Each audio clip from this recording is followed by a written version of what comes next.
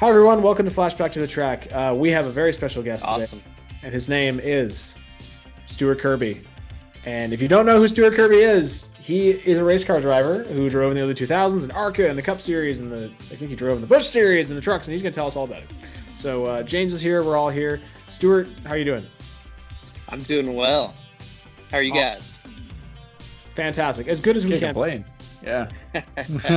Considering the current state of affairs in the world, we are as good as we can be. Everyone's healthy, so that's what's important. So it is very much so. So we'll start off, Stuart. Now we tell the story. So we kind of connected over Twitter by accident because I posted a photo of a car that you drove in 2005 from a time that you didn't drive it. Someone else drove it. And then we just sort of started jarring back and forth, Sure. and then we decided to come on and chat. So basically, first off, before we get into any of that, like the classic question, like how'd you get started in racing? Just like most people at a young age, started racing go-karts and maybe around the age of 8 locally, and then advanced up in the WKA series and ran all over the country and won a lot of money, won a lot of races, and just progressively advanced from there. Racing late models at Highland Rim in Nashville, and then ran some ARCA and got a couple rides there. That's pretty much my background.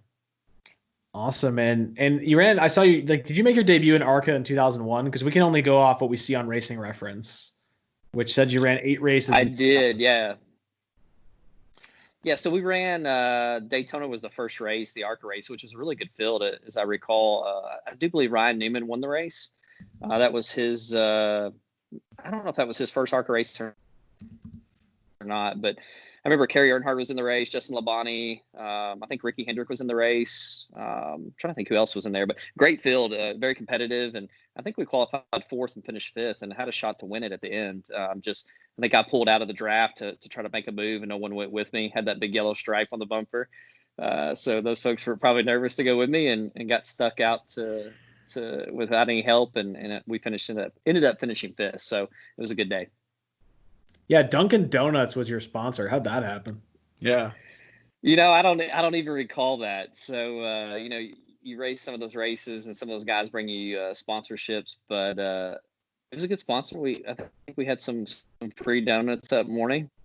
Yeah, so we want to ask you about Bob Schacht, who seems to be this guy you drove for a very long time in your career, and kind of your relationship with him. Yeah, Bob was excellent. That's where I started my ARCA career, and started with him. And we actually made a Cup debut that year too, which is one of his cars and teams, and had motors from Peter Guild Pro Motor. And Bob's just a cool guy. He doesn't sugarcoat anything. He'll tell you like it is, and he's a fun guy. Very smart, very good racer. He raced himself in the ARCA series, and I think he raced up until maybe like 2000, and maybe had some neck issues, and that's when he decided to put some folks in his car that could bring funding. And he was just a really good guy. I still stay in touch with him and his wife. His wife spotted for me, and she did an excellent job up in the spotter stand. It was really cool. She had raced too. So just having her in the spotter stand to be able to help with, just educating me on the tracks and things like that, and having both of them on board was a great experience. I mean, you had a lot of success in just your first season in ARCA. I mean, you had in 8 starts, you had 5 top 5s, 2 poles. Did it just come naturally, that progression up to ARCA? Did it feel like you were just just in a great car and nothing could go wrong at that point? Yeah, it did.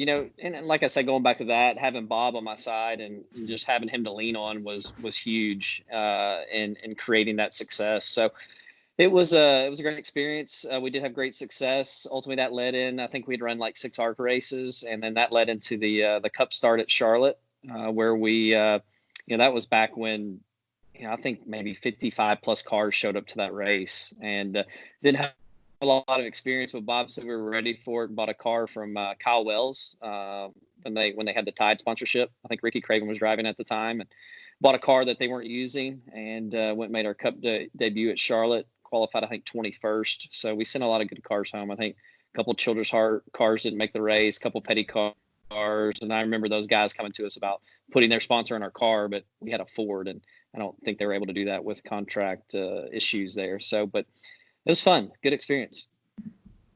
That's awesome. You seem to like remember like everything very clearly, which is awesome. Like Yeah. you're like all this stuff just sort of sticks in your mind. But My like, mind is good. Yeah, it does. what did you do between like your starts in NASCAR and ARCA? Like, did you race locally? Were you working? Like, what were you doing? I didn't, and it's very hard to accomplish that when you're just running maybe a race a month. So I wasn't practicing anywhere. Racing wasn't a thing really then. Had some of the NASCAR, what was that, 2001 and 2, 3, whatever those were. So did a Yeah. little computer racing, not to the extent that it is nowadays. Worked for my family's business there in the funeral home business in Kentucky, and I would set monuments, do that type of stuff, work in the funeral home, and just whatever I had to do to survive. Awesome. And like you have some of your best finishes and the most starts of your career at Chicagoland. So like what was it about that track that just suited you so well? Yeah, I really like Chicagoland. I like the mile and a halves, the fast high banks. Really like Charlotte. That was probably one of my favorites. We had great success there, and ran an ARCA race there in the Cup race that same year. Finished second. I think we finished second in the ARCA race there. Excuse me. But just like the fast tracks that you could carry a lot of speed in the turns with the high banks, and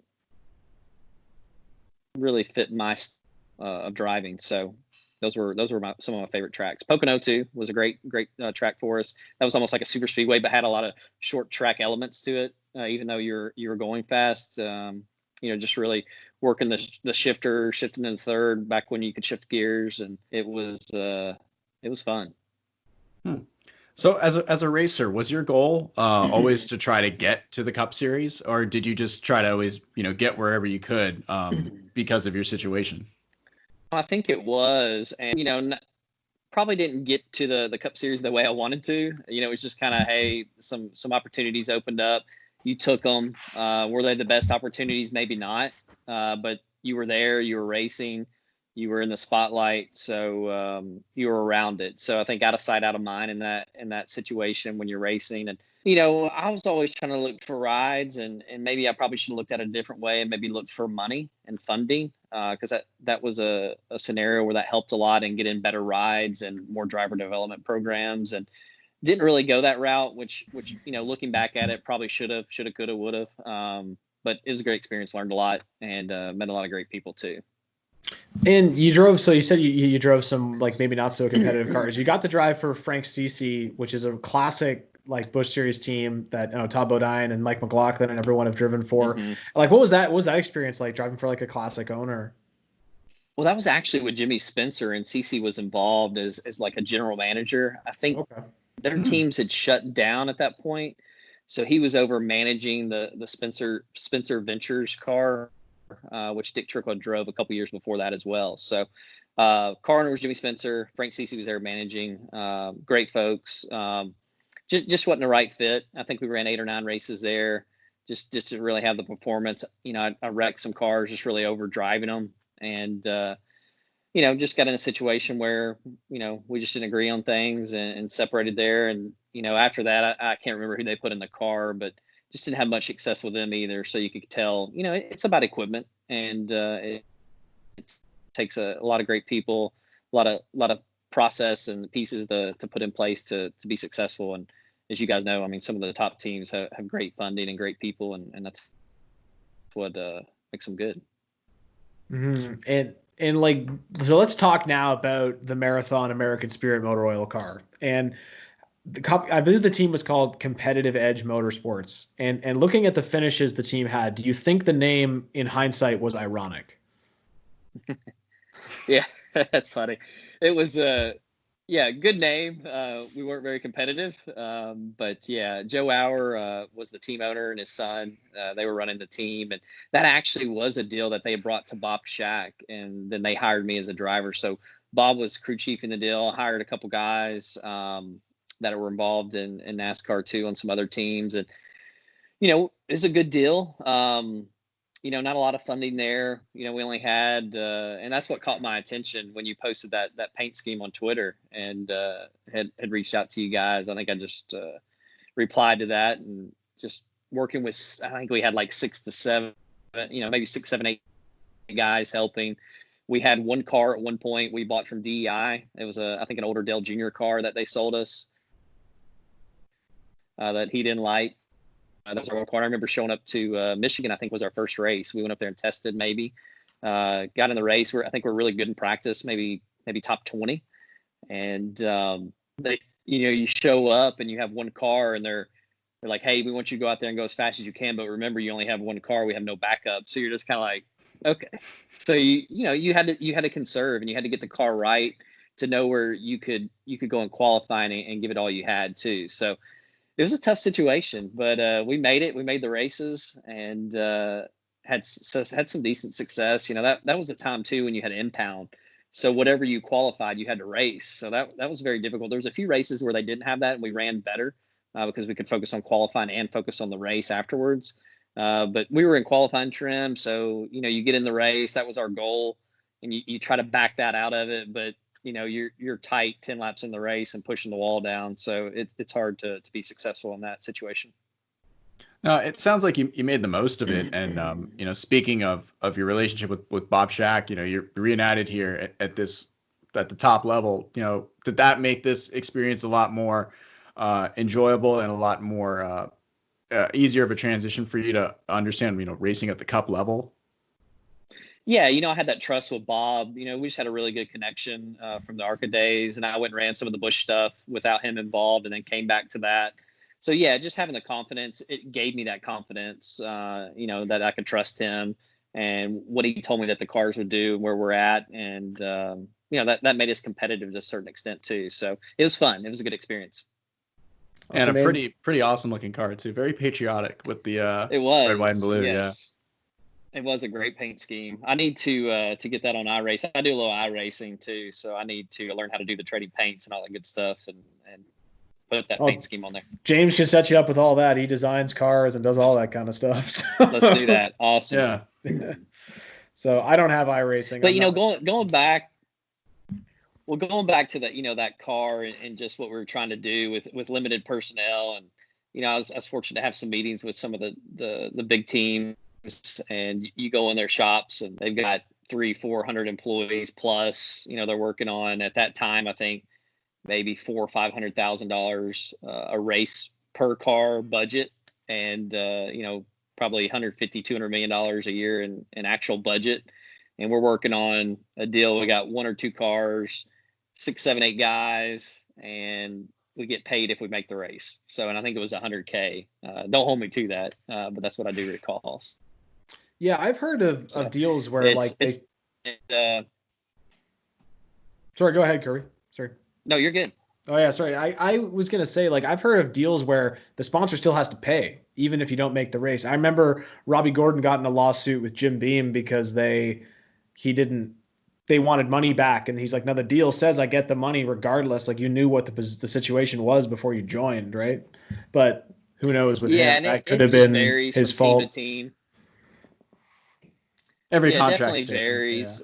Yeah, and we had teams when we'd send some of the bigger guys home, they would approach us about buying our car for the race too. So there's all that situation. I don't think we ever did that, or we entertained it.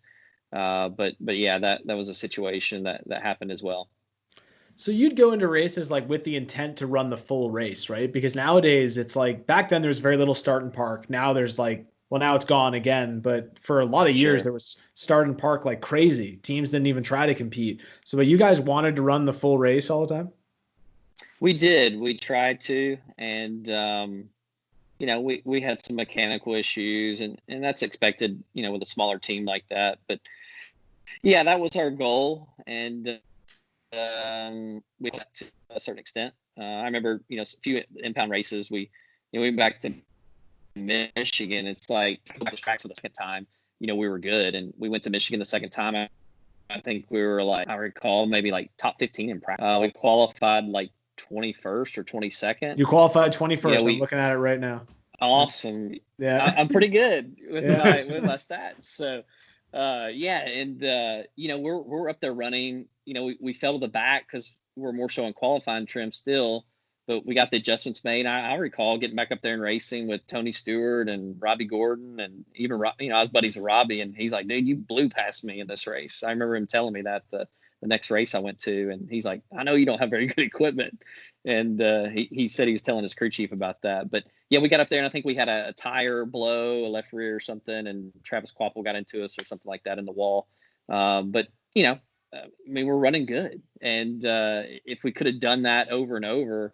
I just didn't get that opportunity to do that. I think we went to Charlotte and had a very fast car there in the fall race, and that was a non-impound race, and we were very good there too. So we had a issue with a hub or something in the left rear of the wheel, about fell off of it, but we were running some of the fastest times in the race, top 10 times. Didn't have good pit crew, could never get back up there. I'd pass all the cars, go back in the pits, go back to the back, pass the cars again, go back. So it was like Groundhog Day.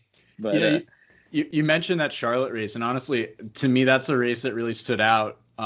When I watched that race as a kid, I remember them specifically commentating about you and your yo-yo experience of going up to the front, going back, and up to the front and back. And I think for a lot of fans, there was a little exposure there to Stuart Kirby again. Of course, back in 2001 when you made the Cup start, there was a lot of there was a highlight on you, which, I mean, it's good to have exposure, but I mean, the amount of exposure to me was a little unnecessary for you. I mean, you know what you're doing. You're a smart race car driver.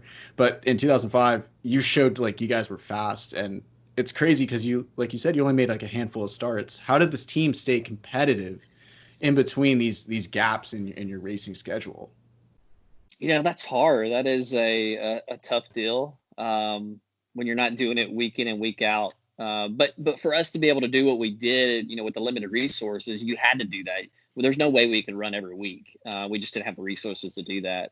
If we would have wrecked a car or two, then, we're out for weeks. So, that's the process we had to take. We're trying to grow that and into the next year and try to run more races. Unfortunately, we didn't get the opportunity to do that. I think his last couple of races, we parted ways, and I don't think they made the races the last two races too. So I missed a few races there, and they wanted to make a change. And it's just hard. You got to have the funding, you got to have the personnel, you got to have those resources to make that happen. So unfortunately, we didn't, and we used what we had, and we're decently successful. A success nonetheless, yeah. Yeah, it's a good insight into what it's like being on a small team. We've had a few people tell that story. We just talked to Josh Balicki. He's in that situation now where he's racing for these small teams, and now they're worried because of no fans at the racetrack, how that's going to affect the small teams and selling sponsorship for hospitality and things, how that's really going to be the negative effect on them. So, which is something we never even thought of. So yeah, interesting to hear that. Yeah.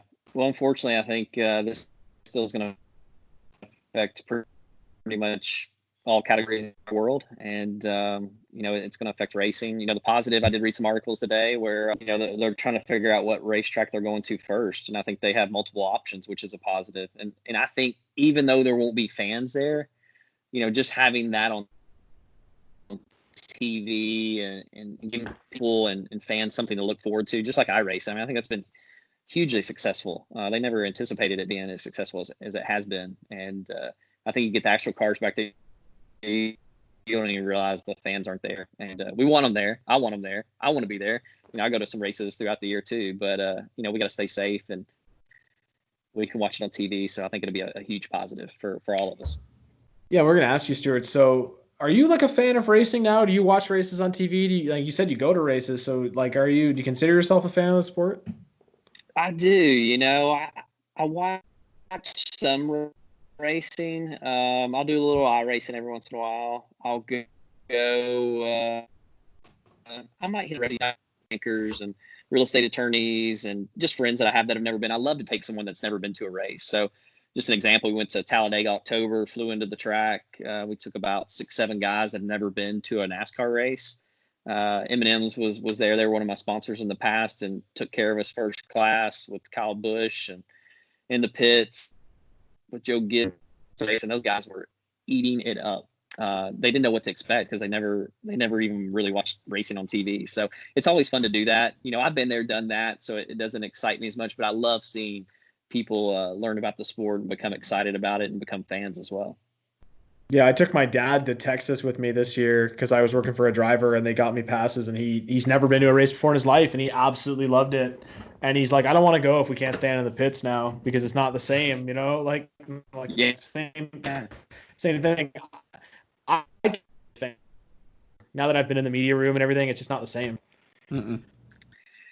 Yeah, I agree. And, just getting them down there, around the cars and seeing it and the smells and the pit stops. And, that's where all the excitement is. So they really enjoyed it. And the race rained out. We flew actually to Vail, Colorado right after that. And so I guess 2005 was really the end of your NASCAR career. Then you ran an ARCA race in 2009, one ARCA race. How'd that happen? So, just somebody called and wanted me to run the car. So we did that. And I don't even know what type of success we had there. We kind of struggled, I think. But, just after 2005, there were some rides that I probably could have taken. I had some offer to do it. And I just didn't want to get back in the same situation I was. And that's what it was. Not a great team, but it probably would have kept me in the sport. And, like I said before, out of sight, out of mind. And once I got out of it, I was done and opened up a business in Bowling Green, Kentucky, and have sold that since and moved to the beach and just trying to live the beach life. Nice. I mean, that's a pretty solid way to transition into another part of your life.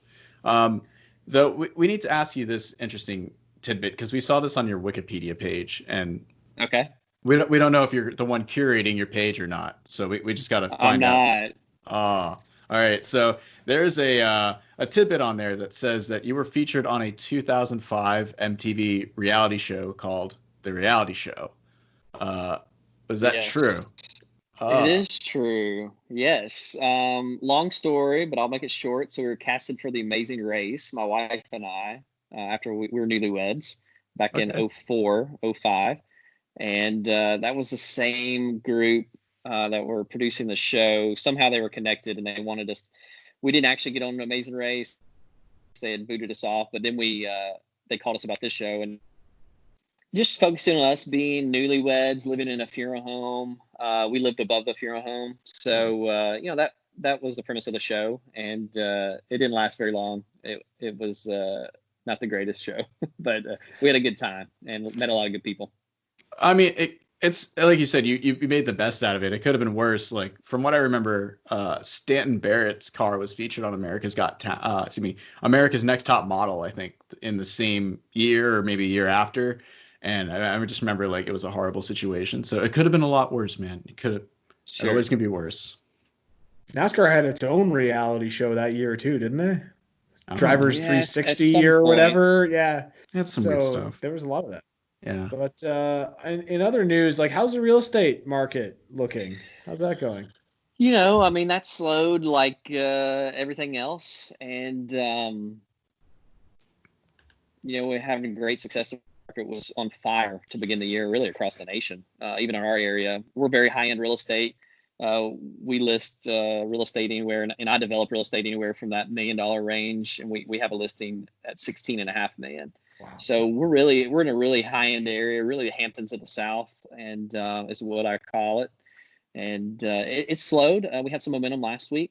There's still buyers, some folks looking for deals, but we're just not at that point where you've got buyers looking for a deal and you got sellers not necessarily adjusting their prices or, necessarily fire selling their homes. So we're just kind of sitting here looking at each other, waiting for something to happen. So I think it's a blip in the market. I think we're going to have momentum down the stretch, third, fourth quarters. And once they open the beaches back up and the people get back down here, then that's going to help us tremendously as well. So it's been good. Learning the market. We moved down here and didn't really know what we were going to do. And since then, I've developed a handful of homes and sold a lot of homes as well. So it's a great area. I think you're in line for a big boom because like every time there's a tragedy like this in the world, there's a massive economic boom afterwards. So you should be looking good. World War One, Exactly. World War Two, massive booms after them. So Yeah. everything should be looking good. But the last thing we'll ask you, I think, is what's your favorite racing memory ever? Like what's the most important memory to you from your career? That's a good question. I think making that cup race at Charlotte in 2001, I hit on that earlier. I think that, I just remember that night. That was Thursday night quality. There's 50, whatever, almost 60 cars maybe. We're not supposed to make the race. We have no provisional at all. And we qualified 21st. And I think I started right behind Jeff Gordon. And I recall in the driver's meeting, I went up to him and just said, "Hey, I'm Stuart Kirby." And he's like, "Oh, I know who you are." And I was like, "Ooh, this is cool," and just chit-chatted with him and said, "Hey, I'm starting behind you. Just making sure, I'm not going to do anything stupid." And he goes, No. I said, "I was following you in practice. You're doing a great job. I just want to compliment you." So after that, he would always say hi and remember. That just tells you what type of person he is too. I think, all the Hendrick drivers are all first class, and he treated me with respect. But yeah, that's the race that really stands out. Just that qualifying, not necessarily the race, because we didn't last too long in the race. But that's something I'll never forget. That's a huge goal and that I had, and great experience. And sir, the one more I just kind of thought of is like, is there any race you wanted to do you didn't get a chance to do? Bristol. I think that would have been. I never ran Bristol, never even tested there, so been to many races there in person. But yeah, that would be the one race that I'd want to. Probably that in Richmond. I really like Richmond and Darlington, so I can probably name a lot of them. Yeah. Oh, that's awesome, man. And thanks a lot for talking to us. Really appreciate it. It's kind of cool how we came together over the internet, and we love telling these stories. So we really appreciate you taking a few minutes of your time to talk to a podcast that 8 people listen to. So, great. Awesome, man. Well, keep growing. Let me know if you guys want me to join any other time, and appreciate what you guys do, man. Yeah, appreciate you, buddy, and take care, man. Stay safe in all this craziness. Yeah. All right. Take care, man. Yep. Stay safe, and I'll see you. Thanks.